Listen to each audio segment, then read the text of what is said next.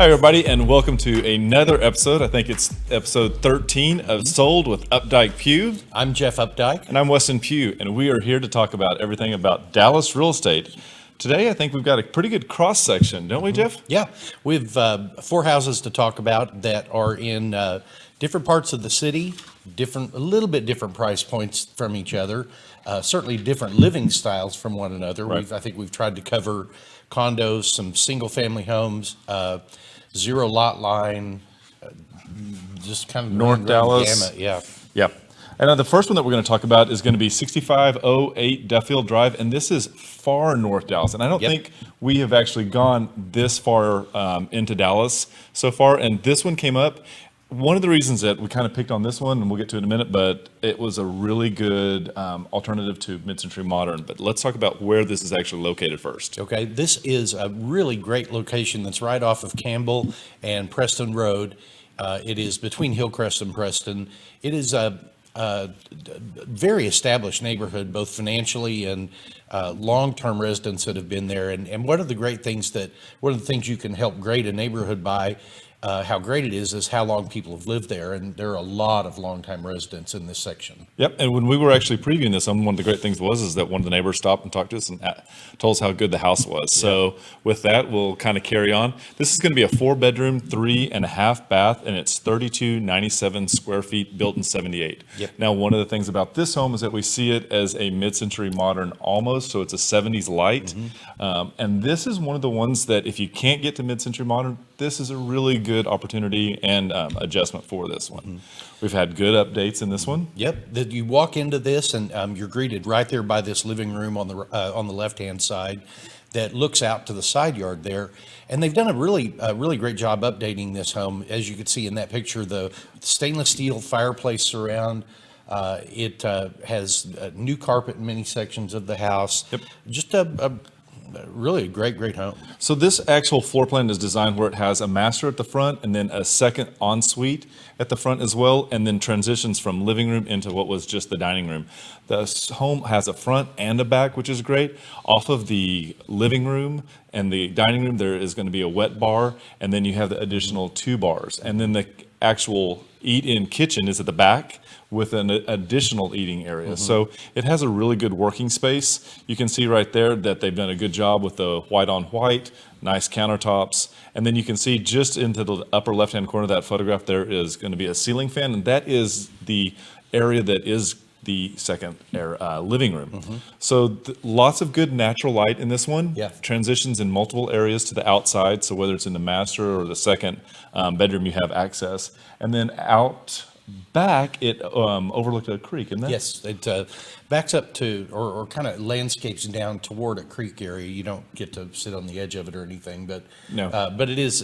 You don't look right into the back of someone else's home like you do in many neighborhoods. And one of the good things that we picked up on this is that there are opportunities for you to make some small adjustments that aren't at a huge astronomical fee. So you could probably get in, do minor adjustments to the house, and really make it your own. And it's a good 15-year house. Oh yeah, Given the way that the floor plan lays and the setup with the lot. Yeah.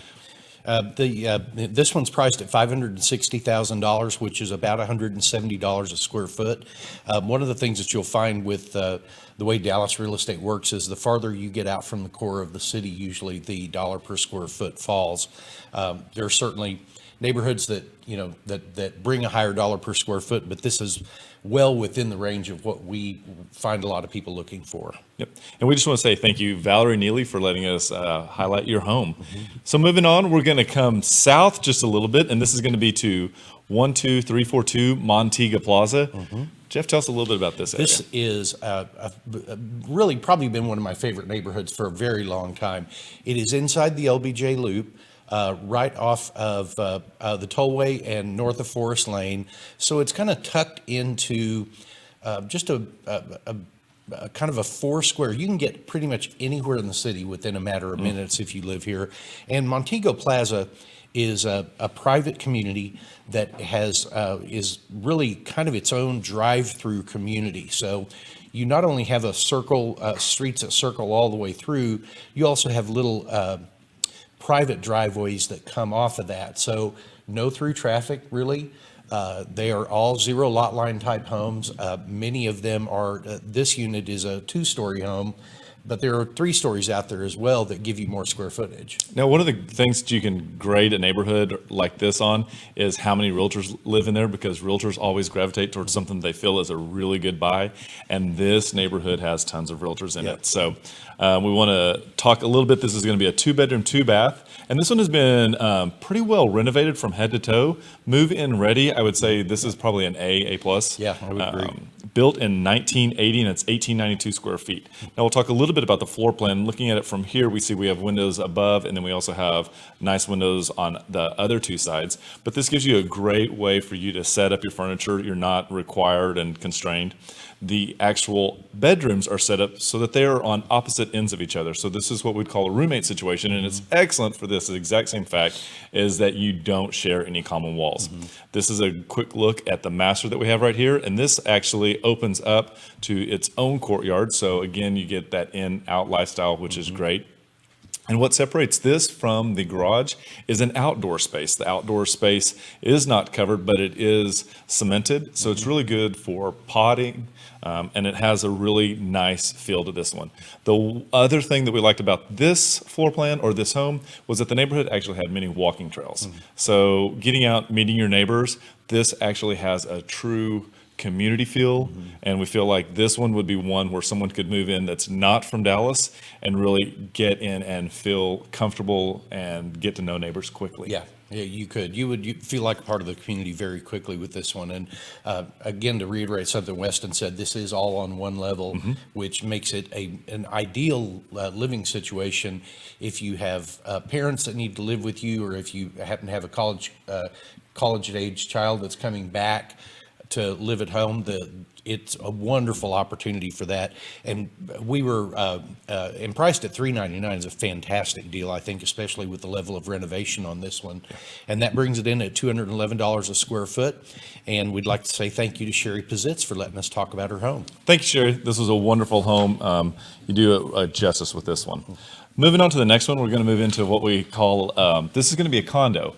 And this is, come on down south with us, and this is just a hair north of Northwest Highway. Jeff and I know quite a bit about this neighborhood because we actually had the entire building listed and sold, I think, 53 of the 63 units out of the 63. building, Address is 8616 Turtle Creek. Tell us a little bit about it. This is a second floor unit, looks out right over the pool. It is one of the building itself is a U-shaped building, and this is located on the interior. So you get some really good southern exposure sun. You never get any direct west exposure.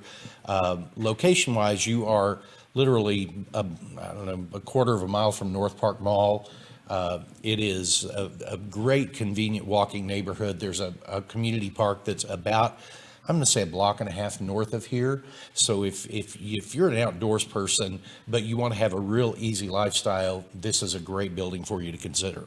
When we were actually on site selling this this building, this was one of the more popular floor plans at 1,050 square feet, 1 bedroom, 1 bath. It's a good sized one. We had so many people that were downsizing from this area, and so they knew where their doctors were, and they knew where they got their hair cut, and the grocery stores were all familiar to them. And so this really became a really strong go-to. But one of the things that Jeff and I did was we actually marketed to many of the agents that worked in the area of Uptown and also went after Uptown buyers. And we had really good traction for those that didn't want to be inside of the bubble of McKinney in downtown. And this worked out great for them. Yeah, the density within the Uptown area has grown so dramatically over the last 10 years that many people that moved there initially liking the walkability now don't like the density. I mean, it is can be a very loud neighborhood at times, and the Sorrento is totally quiet. It was very surprising to a lot of people as we would walk through the hallways showing them the different homes, and you would hear nothing as you're walking through. So, and we had to tell people this is what it sounds like all the time. It really is a quiet place. Yep. So the floor plan is set up so that you actually have wood floors throughout the kitchen, the small little dining area, and then into the living room. And then the actual bedroom has the carpet. It's a good sized bedroom. It has a full size walk-in bathroom and also a walk-in closet as well. There are nothing in the unit that you'd want to update, so you're good on that. The building itself actually hosts a coffee bar, a gym, is it a heated pool? I know it's infinity. Pool, heated infinity pool, hot tub. And then a concierge. Concierge 7 days a week. Yep. Outdoor grills. It's a immaculately maintained building. The security in it is really very important to the residents there. The parking garage is a 2-story parking garage that is attached to the building. And I think one of the great things that was super attractive to a lot of people in this building was that you never have to walk one step in this building. You can walk directly into the lobby, take the elevator to your floor. It is just the accessibility, and it's really wonderful. And again, just to reiterate, this is 1,050 square feet, which comes in at $284, and that's $171 a square foot, which is under the $175 number. And we want to thank Mary Lou Mercer for letting us talk about this home. Yes, sir. All right, moving on. We're going to talk about the fourth and final home that we have today, and this is going to be 1041 Tipperary Drive. Yep. Tipperary is over in the East Dallas area, very, very close to White Rock Lake. Just another fantastic location. I kind of keep going back to that because we're trying to pick neighborhoods that you might not ever find or might not ever look at out there, and just to be able to show you, kind of, I guess the benefits of being in neighborhoods that maybe you haven't heard of before. This is in Lake Highlands Park, as you can tell, is just south of the little Lake Highlands Drive there. And great access to White Rock. You can get on the Santa Fe Trail and ride that into downtown Dallas very easily, which connects right into White Rock Trail. If you're a bicyclist, this is of the utmost importance to you because you can take the White Rock Trail and head north and go all the way out well beyond LBJ to another trail. So you can have a 30 or 40 mile paved drive or paved ride without ever having to cross the street. So this home, again, with all those extra features, has been wonderfully renovated. I think we lucked out today and have so many well-renovated homes.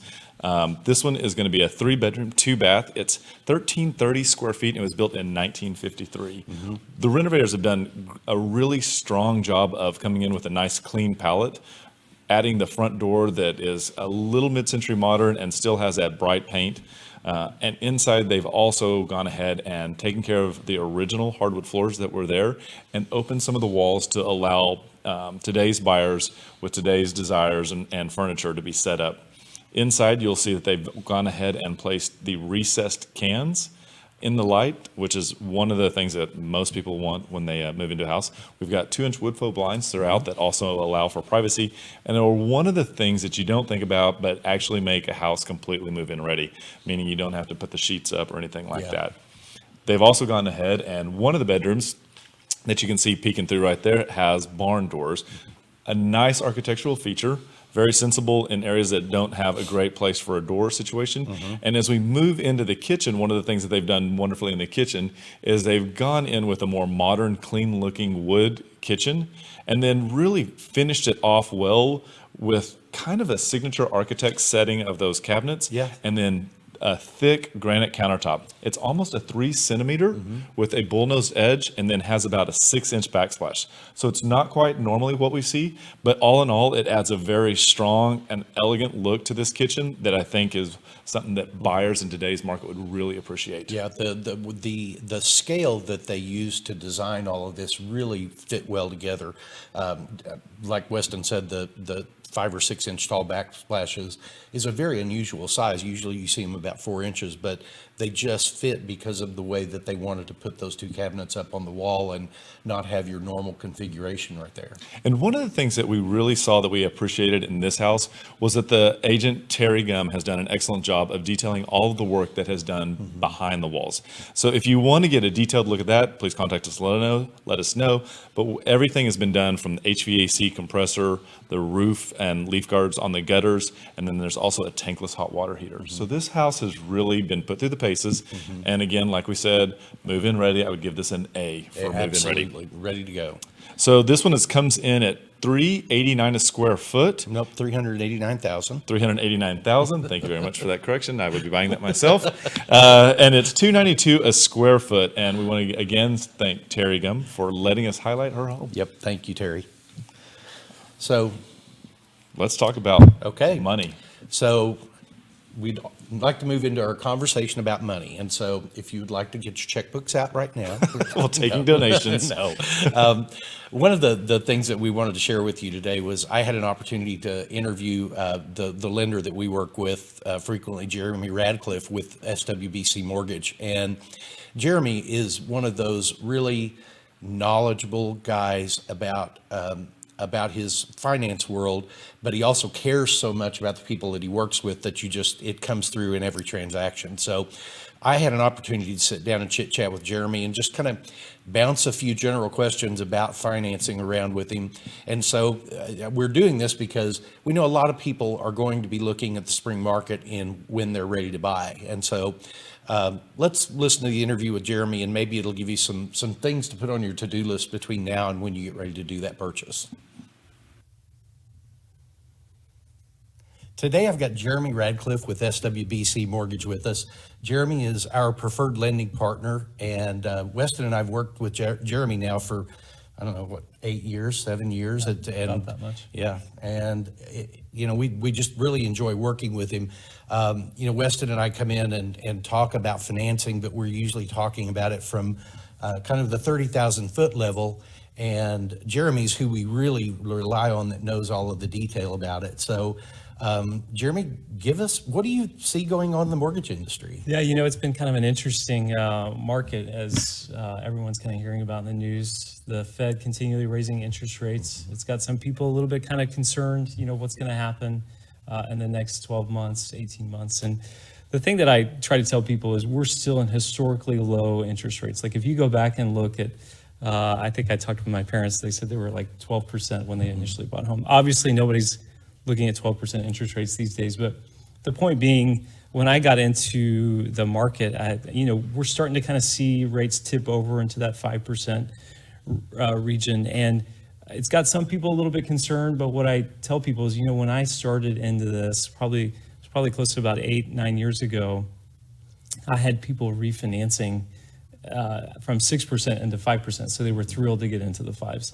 So obviously, when you've got friends who had maybe locked back in a couple of years ago or before the elections in 2016, that's where it maybe becomes a little bit more of a concern. But what I'm telling people, and as I illustrate to them, in payment scenarios, rates are still really historically low. So the main thing is finding a house that you love. And what we tell our clients is, life really dictates what we do in terms of purchasing. Yeah. And once you find a house that you like, there's different ways to structure that. And there's ways to do that depending on kind of what the long-term goal is, how long you think you're going to be in the house, what's most important to you in terms of, is it cash that you're paying at closing, in terms of how much money do I need to bring to closing, or is it, hey, I really need my monthly payment to look like that. And there's different ways we can structure that and kind of manipulate some of those variables, which we talked about in terms of some of the ARM products and things like that. Right. So why would somebody, with rates still being historically low, why would somebody choose a 5-1 ARM or a 7-1 ARM or And I mean, maybe even give us just a little quick. Sure. No, it's actually something that I've been working with a lot of my young professional clients who first-time home buyers have. They said, "Hey, we're in this house, but we recognize this is not our forever home. We're probably in here for 5, maybe 6, 7 years." And when I show them, interest rates on a 7/1 ARM could be discounted, or a 5/1 ARM could be discounted from like a standard 30-year fixed mortgage. The payments are the same in terms of it's paid out over a 30-year period, amortized over that same period of time. But in terms of, you may get a little bit of a break on interest rate. And when you look at that and you project that over the next 84 months or 60 months, you're going to wind up walking away with a little bit of savings on that. And it can make a big difference. So. I've seen some of the presentations that you do with borrowers to kind of walk through those different scenarios. Right. And I have to tell you, I've had person after person after person that has come back to us and said, I've never had anybody that's gone through that much detail with us. So, well, that's something that we really kind of take seriously. What I found early on was that people just need to know what their options are, and most people can make really good decisions figuring out what if they just know how to structure it. Yeah. It can get a little bit complicated if you add too many scenarios. So in that initial call with a client, I'm saying, hey, tell me what's important to you. What are you trying to do over the next 60 months, 84 months?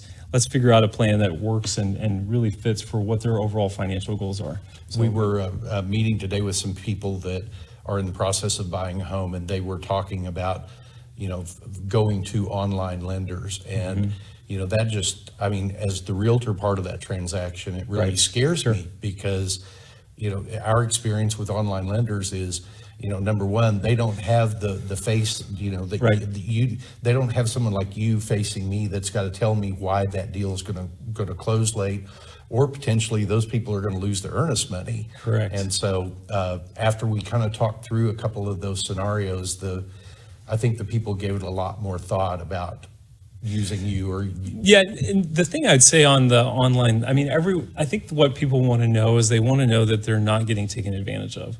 And so when you hear someone talking about, hey, I got this rate quoted by, what you first want to do is talk with someone you trust. So I think that's where the real estate agent becomes a really key part of that transaction, and says, you know what, you don't have to work with Jeremy, or you don't have to work with this particular lender. In most cases, they can save you money. At worst, it's a good option to kind of benchmark, figure out what, are you comparing apples to apples to make sure that they're getting in the right product? Because what I see sometimes on these online lenders, and I compete with these guys on a regular basis. Yeah. They're just throwing out rates, and they're not really looking at what the client's trying to do from a financial standpoint. So I think that becomes a much bigger conversation than just, because if you tell me, just to give you an example, if you tell me, hey, we're in this house for 4 years, and after 4 years we're out, well, the lowest interest rate may not really be to your benefit. What if I could give you cash back at closing? You may have a little bit of a higher payment, but what if you still walk away after 4 years and you walk away on top as a result of getting credit back? So there's some different ways to structure that. That most, when I hear about the online lenders, they're not really giving those different types of options and scenarios. True. So. When kind of jumping over to the qualifying side, so when you are talking to somebody about job history and maybe even shifting jobs within an industry, what is kind of the important key factor for somebody to keep in mind if they're in that position? Yeah, this is a tricky territory because the guidelines are, as you mentioned, it can get a little bit complicated. The main story is if someone's working in what we'd say like a salaried or just a base commission or base position job, so they've got standard income, either hourly or an annual salary, you could switch jobs, and as long as it's in the same kind of line of work, or you can show history or a cause for change, something that's as easy as just writing a letter of explanation maybe, that's no problem. Where it becomes more of a factor is when you've got someone who has been salary compensation, so let's say they make X number of dollars a year, and then all of a sudden they decide, hey, I'm going to go start my own business. Or, I've loved doing photography for 5 years on the side. I'm now going to go out on my own. Well, that's great. Just be prepared. You're going to need to probably have 2 years tax returns showing that income. Okay. Same thing on some of the other variable compensation, things like bonus, commission. They're generally, most underwriters are going to want to see 2 years. In some cases, you can get away with 12 months.